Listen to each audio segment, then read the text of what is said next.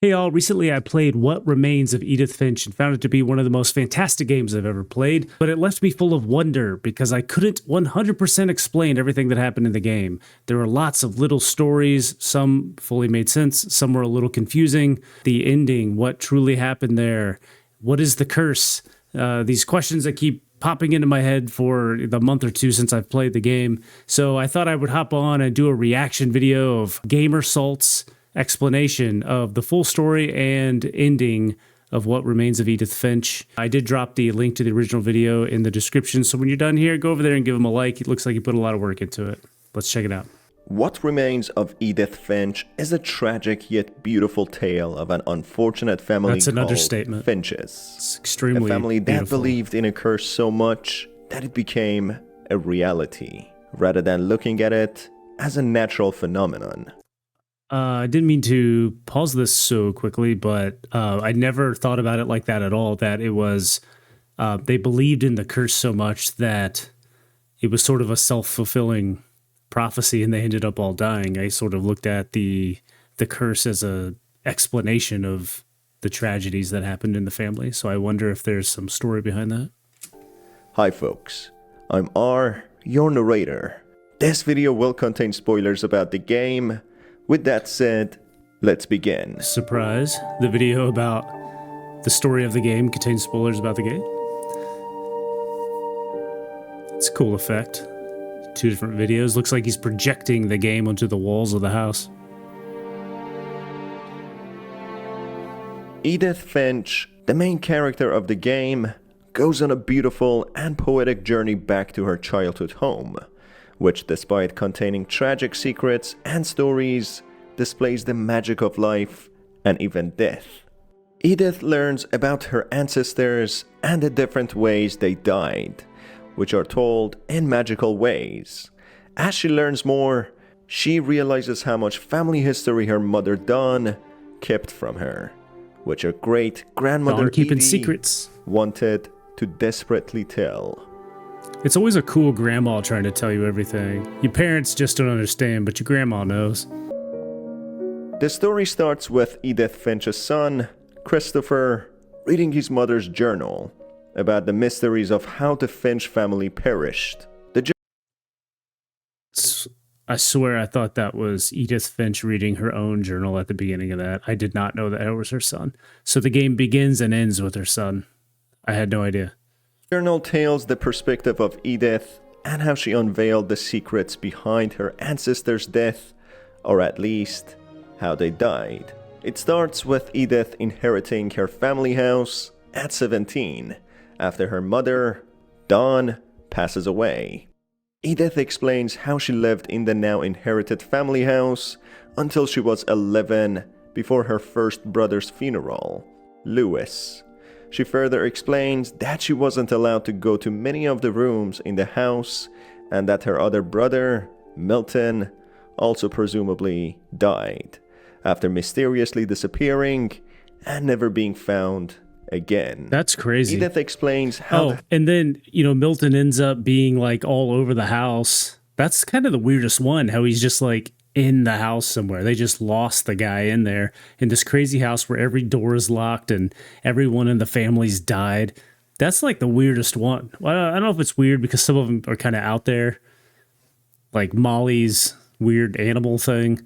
But Milton's low-key like the wildest story.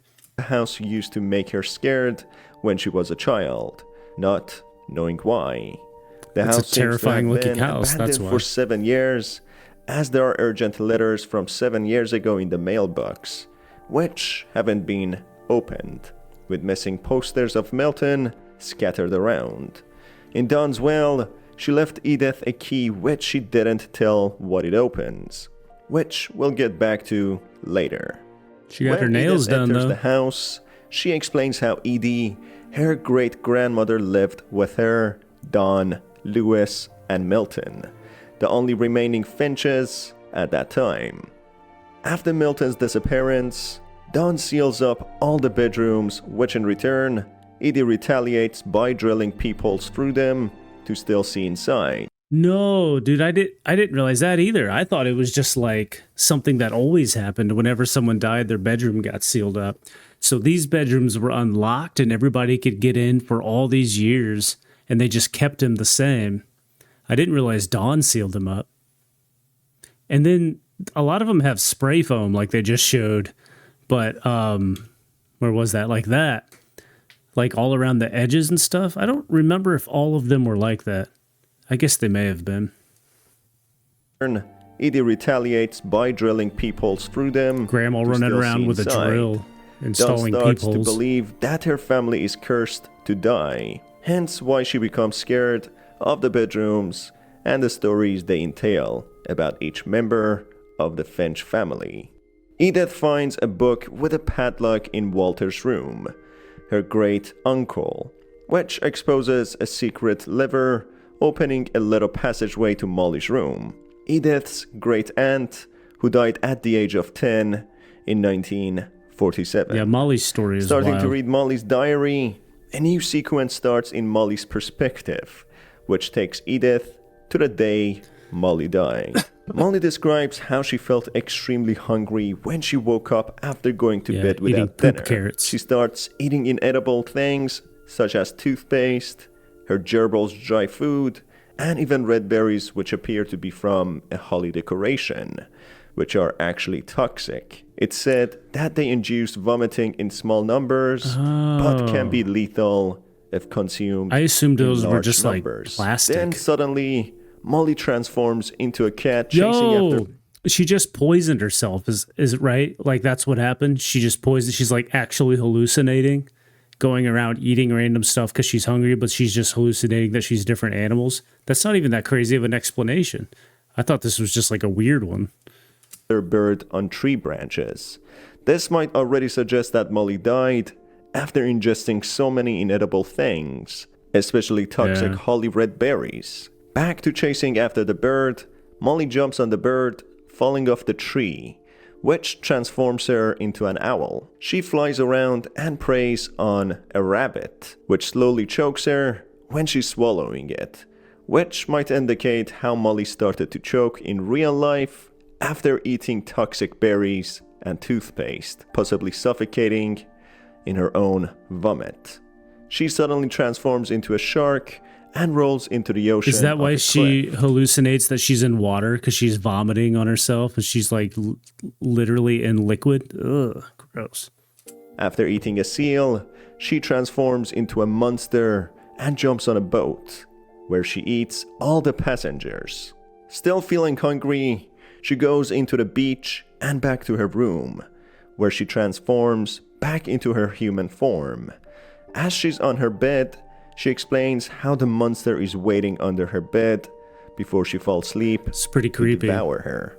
And that ends her story. Okay, but if she's hallucinating... Molly poisoned herself, maybe with the red berries. Yeah. But if she's hallucinating, then how does she write in her diary like this perfectly legible, I'm going to be delicious? And imagine transforming into different predators to satiate her excruciating hunger. I don't know. And presumably stomachache after consuming the toxic berries. Something that she desperately wanted at that point. After finishing reading Molly's diary, Edith draws an image of Molly in her journal, where she is completing a family tree of Finches.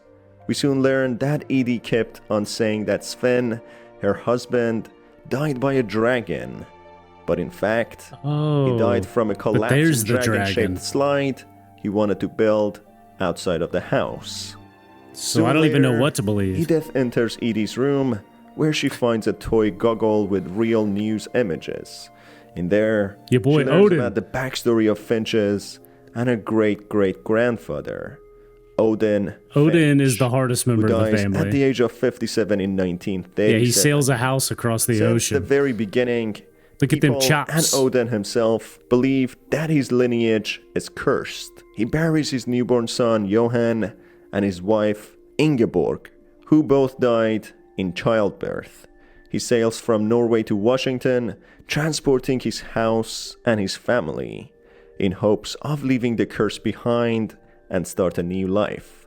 Unfortunately for Odin, Waves off the coast of Washington sank his house and drowned him. His daughter Edie, with her husbands Finn and daughter Molly, arrive in Orcas Island and build their new house. I like his smile. An image of look at this dude's smile in this picture. And build. Why does that make me laugh so much? He's like the happiest dude with his saw. Their new house. Edith draws an image of Odin and sets out to uncover more information about her ancestors. An interesting element is that there are several copies of a book with the title of Mysteries of Death and Thereafter, I never caught which that are one. scattered around. I looked at a lot of books in this house. I was really trying to look at the titles. I never really gleaned anything of interest from them. Just somewhat interesting titles, but not really. They did seem to be grouped, like certain subjects were grouped in certain areas where I felt like they were explaining what certain members of the family were into, but I don't remember seeing this one at all. I probably got tired of reading titles by this point. Which shows how obsessed the Finch family was with the idea of death and what awaits beyond, believing their family is cursed with death. Edith soon finds a pop-up book in the bathroom, leading her to the Calvin's room through yet another secret passageway.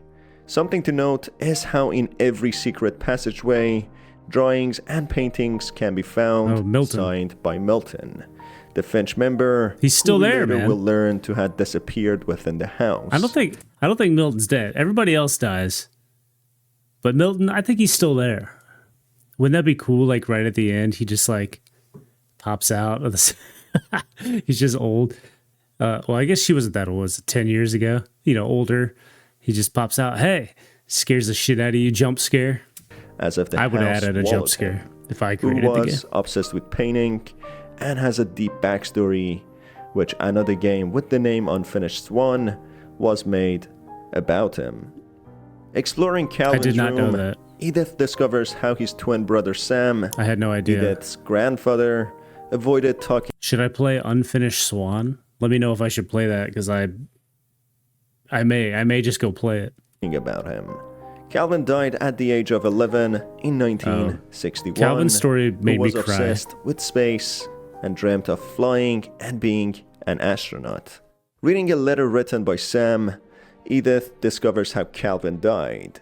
Looking through Calvin's perspective, Sam narrates how Calvin always wanted to fly and promised himself never to be afraid again after Barbara's death, their sister. And it turns out he finally makes up his mind to fly on the day he dies. Calvin rides the swing and tries to go around the branch. Sam contemplates about what actually happened, if the wind picked up and prevented him from slowing down, or if he lost control. But what he wants to believe at the end is that Calvin wanted to fly, and that's what he did. Calvin jumped off a cliff. He manages to speed up and go around the branch, which tosses him off the swing, down the cliff into the ocean, killing him. After drawing Calvin's image in her journal, Edith moves through another. Yeah, Calvin's seems pretty straightforward. The guy fell off the cliff. I didn't feel really surprised about that one at all. It's just what happened. That was like a really emotional one. Because I guess I sort of pictured this kid and he was writing this really like sad letter. That one was hard to get by. Secret passage, yet with another painting from Milton, which leads her to Barbara's room, a child movie star with a tragic end. Barbara dies at the age of 16 in 1960. I love the creativity of Barbara's story. About her death through a comic book issue. Barbara was well known for her scream as a child star, but as she grew older, so did her scream. In one night, she's forced to stay home to babysit her younger brother, Walter, with her boyfriend, Rick.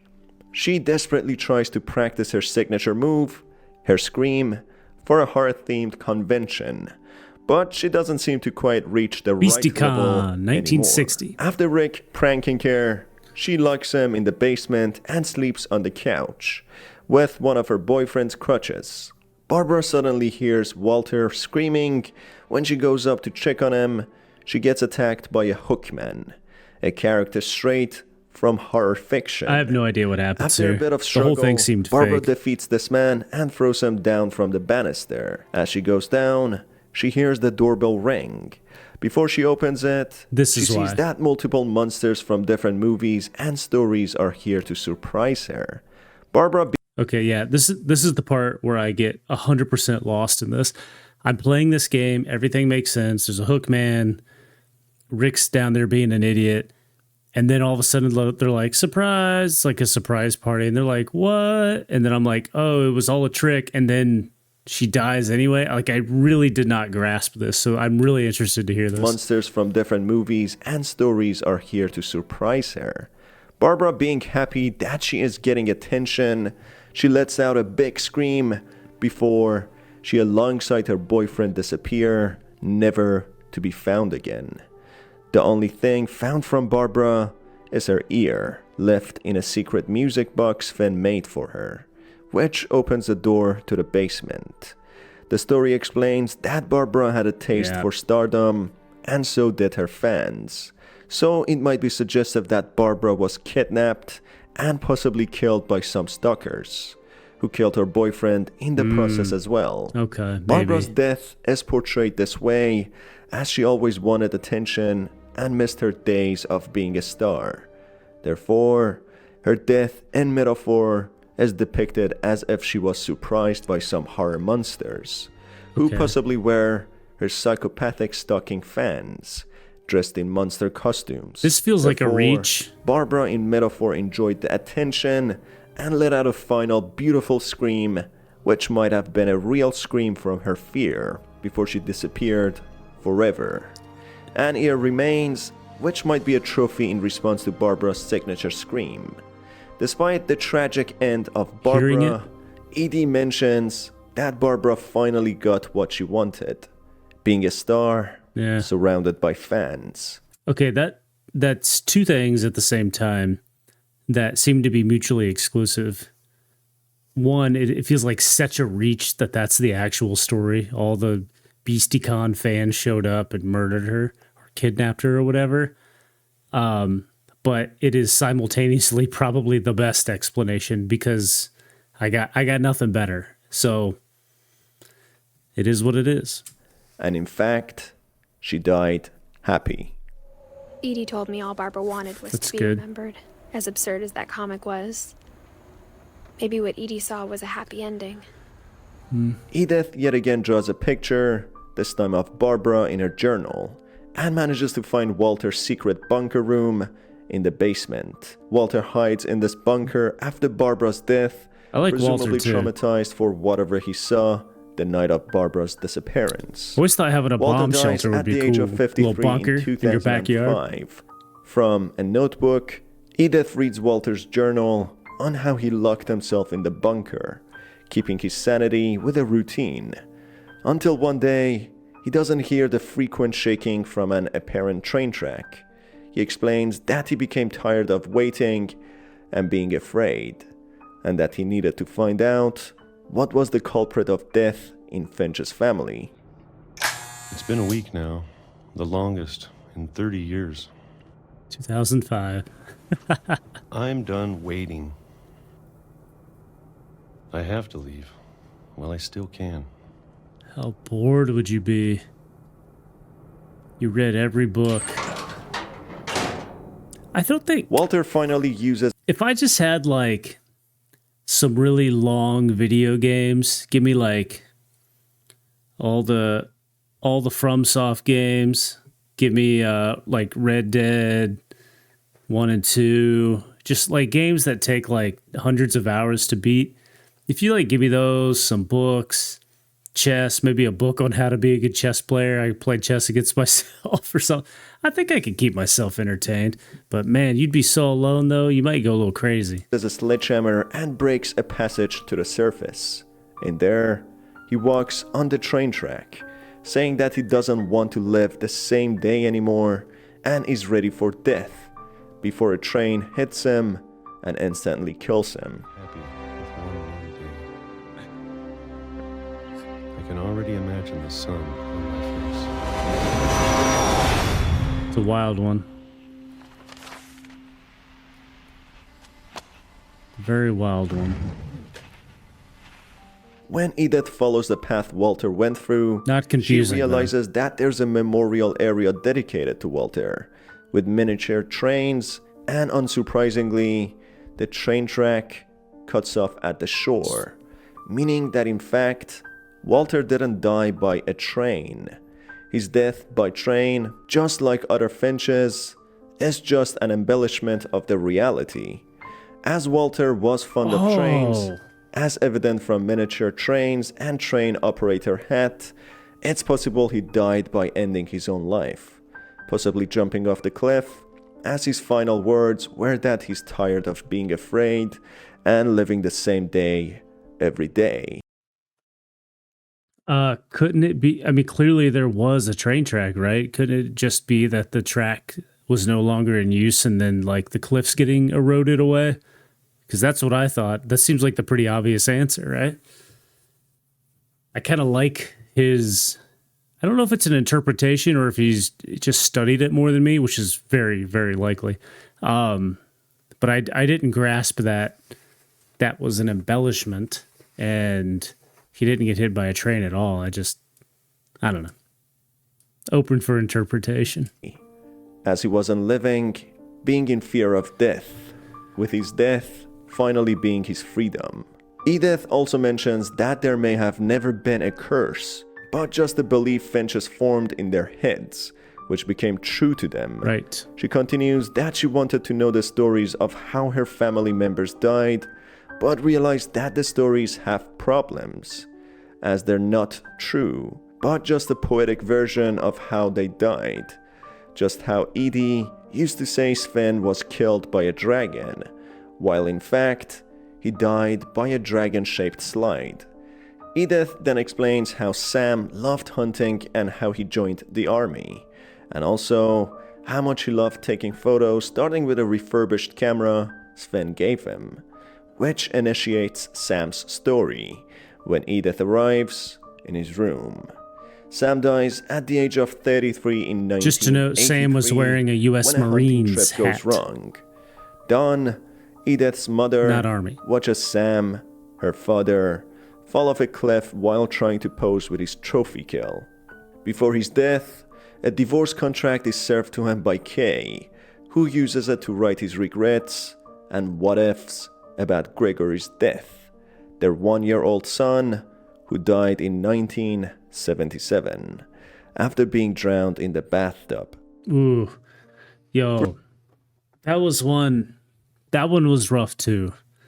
That one, like, I'm sitting there playing it. The fact that they just sort of like made you be the dying child was rough, man. That whole scene was kind of, I don't want to say it was over the top, like I got through it, but Gregory it's a sees wild himself one. as a frog swimming alongside his bath toys, being thought to have rested in happiness. Really beautiful though. Soon we learn about weird, Gus, who dark died way. at the age of 13 in 1982. On the day he dies, he's forced to attend the wedding of his father, hence being unhappy to get a stepmother. Wind and thunder starts on the wedding day, and while everyone rushes into the tents, Gus stays outside, playing with his kite. It appears that one of the tents gets picked up by the wind and drops on Gus, killing him. I After really Gus's liked death, that one too. having lost two brothers, Dawn takes to the attic room to get away from their rooms as much as possible. Dawn becomes religious after her father's death, which in a way helps her cope with her loss. She then travels to India is how for a it works. summer, building houses, where she meets Sanjay. Not long after, she moves there and marries Sanjay, who unfortunately dies soon after in 2002, after having 3 kids together, Lewis, Milton, and Edith, who is 22 weeks pregnant with Christopher at 7. Look, she got that. Everybody got that picture. If you're pregnant, you have to take this picture. It's like mandatory. I think at this point, it's almost like a natural like mammalian thing to do. Like I'm surprised there aren't like other like gorillas and stuff like that. I'm surprised they don't just stand there and take pictures like that because it just seems everybody does it. It's like an instinct at this point.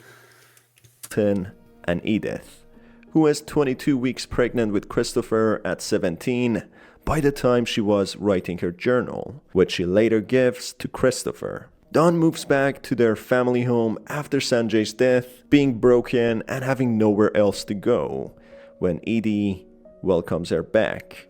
In a small room with a blackboard, we learn that Dawn homeschooled her children, where she taught them the value of critical thinking and science, being a strict skeptic of the idea of the curse in Finch's family and their magical stories. Maybe something that she desperately tried to disprove. We can also see on a pinboard that Dawn had been contemplating about her family history and whether the events that took place or how they're explained That makes sense. were true or fiction. I mean, I Edith would too. then soon learns about Milton, who had a vivid imagination and painted beautiful images. Milton disappears at the age of 10 in 2003, with his image only showing his date of birth, meaning that Dawn still hadn't come to terms There's hope. that Milton had died. I never caught that. Flipping through a flip book titled Milton Finch in Magic Paintbrush, Edith sees how Milton drew a magical painting of a king with a magical paintbrush who came alive. Oh, this was Milton a wild... uses the magic paintbrush from the painting, and A in very a flip wild book one, inside too. the flip book Edith is using, he draws a magic door which opens for him. He enters it and closes it, with the door disappearing. Throughout the game, Edith sees Milton's paintings in every secret passageway, and she mentions that Milton disappeared as if the house swallowed him. That is portrayed in the flip book, where Milton draws a flip book going into a magical place through a magical door. It shows how Milton's imagination made him disappear. He possibly drowned exploring around the house, or possibly got himself locked by mistake somewhere fell in off the a house, leading to his death. 50% of There the Finches are fell off a barely any cliff. hints to what actually happened Or to jumped. Milton. There's a game called The Unfinished Swan by the same creators, which came out much earlier than What Remains of Edith Finch. Oh, really? In which the king is confirmed to be Milton Oh. in a magical land that he had created. This shows how poetically Milton disappeared Wow. into his own world. Yo, that is so deep, man. Especially that it came out before What Remains of Edith Finch. That is fantastic. Holy shit, I have to go play that. When in fact, he died. Edith then goes to Wow. Lewis's room, who locks himself in his room and gets hooked on different substances. In a letter by his psychiatrist, Edith learns how he died in 2010 at the age of 22. Dawn helps Lewis find a job at a cannery in hopes of changing his mood. This one was In the fucked up. cannery, he's responsible to chop fish heads. The repetitiveness of chopping fish heads with a machine puts him in a state of meditation. Including the side effects of his substance abuse, Lewis starts hallucinating and seeing himself as a powerful king who conquers lands and names them after himself. He's aware that all of this is but a mere imagination, but he doesn't care, as in his imagination, he is the most successful he's ever been. I like how this Compared got to a depressing reality he lives in. better and better and Diving better. deeper into his imagination, as he he moved sees on. himself outside of his body, being like a robot, a false embodiment of himself he despised. Lewis, the cannery worker. He detached himself from his real, false body and indulges in his imaginary, real body. A strong imagination he mentions to be more real than his own body. He walks up the conveyor belt, up to bright doors, which open to him and welcome him to a beautiful palace he had created, really cool. brick by brick, Real deep. filled with his companions. This one was pretty some of them weren't hard to watch at all. Like I had like no emotional attachment to some of the deaths.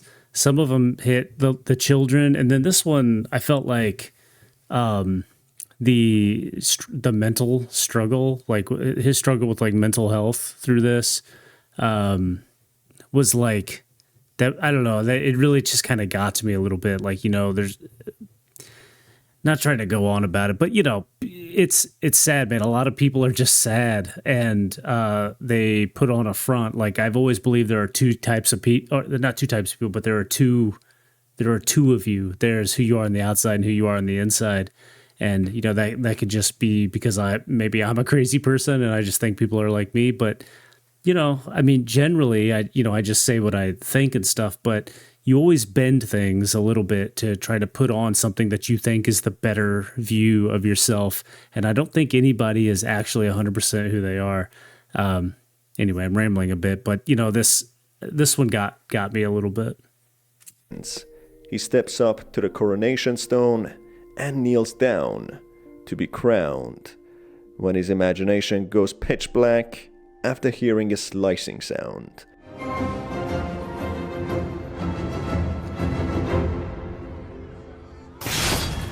the rest I think you know. Mrs. Finch, your son was a kind man who will be missed by all of us who knew him.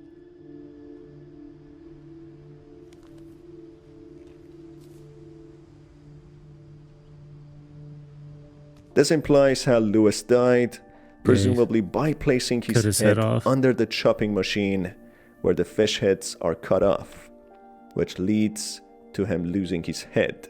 Finally, Edith tells the story of Edie off with his head, and like a king. How she died. Edie dies at the age of 93 in 2010.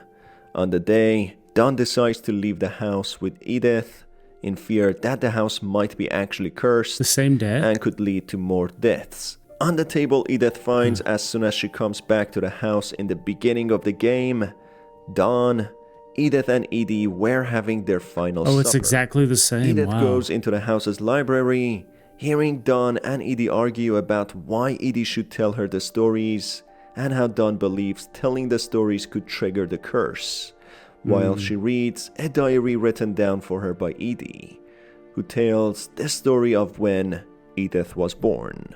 Edie explains on the day Edith was born, the tides go so low in 1,000 years, which allows the house Odin brought with himself surface and get accessible through land. I forgot about that. Edie goes to pay a visit when a deep fog rolls in, blinding the sight of Edie. She starts seeing things that don't belong there, such as a deer, and items that she almost forgot since when she came to Orcos Island with Sven.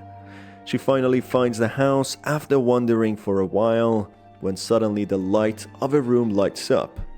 Edith, in the final line written by Edie, reads that she saw things that she can't explain, but that she needs Edith too, when suddenly Dawn comes and takes the notebook away from Edith. This could possibly indicate how Edie saw everything in a poetic way and believed in them, and how she wanted Edith to believe in them too, hence why she always said Sven died by a dragon. A massive contrast between Dawn and Edie, two of the last surviving Finches. That's what I said right at the beginning. One believing the magical stories of Finches, and the other Grandma always coming being up a strong skeptic with nice denier. Things. Yeah, okay, yeah. Edith continues how Dawn dragged her into the car the same night and drove her away to their new home, and how she arranged for a care home to take Edie the day after. But when the van arrives the next day, they find the motionless corpse of Edie, who died alone after a fight with one of her last remaining descendants. That sucks. Who disregarded her stories and left her alone. I kind of feel like Edie was the kind of person that would have rather died than go to a care home, as he put it. After a few years of moving around, Dawn becomes sick with a terminal illness and dies in 2016 at the age of 48, 6 years after leaving Edie alone, which she died a day later. In Dawn's will, she gives Edith a key to unveil the secrets behind the doors she so strictly One sealed. Key. It's wild that she knew the whole path. And stories she didn't want Edith to know. Believing the stories were all fabricated and believing the curse is real actually made it real. But it seems in Dawn's final moments, before she closes her eyes forever, she started believing in the magic of death as well, she started to believe the stories Edie was telling her. Dawn died due to terminal illness, but in her mind, she might have become a hungry cat. Interesting. She might have started flying. She might have saw a non-existing train, or the gates of the heaven. Or these were the things she wanted to believe in her last moments. Therefore, she gives the key to Edith and lets her go to the house and seek her own truth, to believe what she wants to, based on her own interpretation. Maybe Dawn at the last moment realized how sad it can be. Maybe a little bit of magic or believing in magic could make the passing a lot more bearable. Maybe she realized that's what the rest of the Finch's family did, to overcome the fear and see death as another magical element of life. No, I think that's very likely. I said something when they talked about, they mentioned like there was a Bible or something earlier, and I was just like, yeah, that's how it works when, how like she jumped to religion after people died and stuff. And I think, you know, to the side of that, people want to see when something bad's happening, they look for the good, you know, and just sort of coming up with something like magical can really be a way to calm you. I feel like it's like a natural human instinct to, you know, invent something or cling to something, whether it's real or not, because that kind of helps in some ways. Edith continues that she became all alone after her mother's death, and how she was the last remaining Finch, apart from the child she carries. Christopher. She informs Christopher that she wrote this journal for him, and that he should form his own interpretation. She explains how complicated this all is, how complex and confusing the life and death are, but if they lived forever, maybe then they'd have time to understand things. She continues that while they have time, it's important that they take a moment and appreciate how strange and brief life is. She further informs Christopher that now it's time for his story to be unfolded, and for him not to be sad because of her death, but to be glad as they even existed. This implies that Edith died in childbirth, and that life shouldn't be taken for granted for whatever it is. And I can't believe I didn't catch that Christopher was it wasn't Edith at the beginning of it. And I just saw he was holding the flowers that he had at the very beginning on the boat too. Like it was kind of obvious and I just missed it. For the brief moment that we're alive, we should appreciate every single second and make the best of it. Edie never thought that death is a curse, and binded their passing with beautiful magical stories. Unlike some of the Finch family, who became concerned and terrified with the idea of death, they pondered the idea of curse so much that they made it real. Edie lived the longest as she spent time with her family, and instead of being concerned or upset about a curse killing her lineage, she lived every moment and kept alive, spending time with the ones she loved. She dreamt about the mysteries and possibilities of life, things that we don't know nor understand, including the magic of death. But as soon as her loved ones leave her, Dawn and Edith, I feel bad for her. Look at her up there. Her life ends. The magic and beauty of her existence. Her life was her family. What the story is trying to tell us as well is that death is part of life, and in its own way, it has its own magic. Something that shouldn't be seen as a taboo or a curse. Something more in line with how Edie saw it, not Dawn. This eventually leads to Dawn also dying due to sickness, with Edith living until she gives birth to a new generation of Finches in the same family house. You think Christopher will move into that house? I don't know. He's there, but I wouldn't move in.